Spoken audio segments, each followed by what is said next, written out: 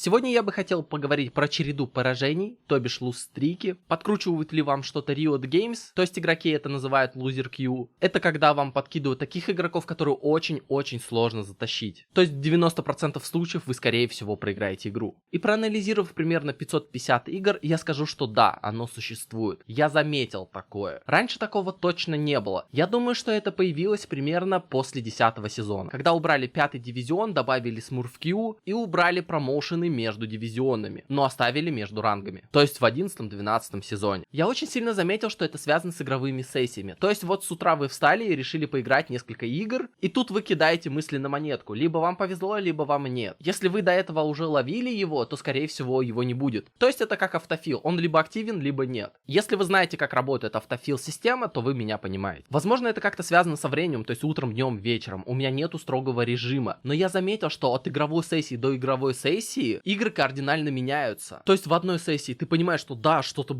как-то тяжко играется, но ты понимаешь, что все игроки выкладываются. И даже если ты проигрываешь такую игру, тебе не обидно. И вы даже можете сработаться. А в другой игровой сессии как будто бы тебе просто камушков кинуло, и ты вообще не знаешь. И самое сложное в этой ситуации перестроиться, играть в соло, не доверять своим тиммейтам. Когда ты видишь какой-то килл и ждешь своего тиммейта, чтобы это сделать, а он этого вообще не замечает. Вот это вот самая большая проблема таких игр. Включить тотальное недоверие к своим игрокам. Когда ты вот вроде вчера прям так охеренно играл несколько игр. Также вторая проблема лузер Q заключается в том, что ты после таких игр очень сильно выгораешь. По себе знаешь, что очень-очень тяжело восстанавливаться. Мой совет это просто сделать перерыв там на полдня, если вы поймали 3-4 игры. Также очень хороший совет это просто играть на другом аккаунте, где вам не важен ранкед. Но естественно вы стараетесь играть на победу. И вот еще мой последний совет, как бороться с этим, это просто пресекать лузер Q и наращивать преимущество, когда вам прет на хороших союзников. То есть если вы видите, что у вас хорошие союзники от игры в игру, а такое действительно может быть, это не шутка, вы просто продолжаете играть. Играйте,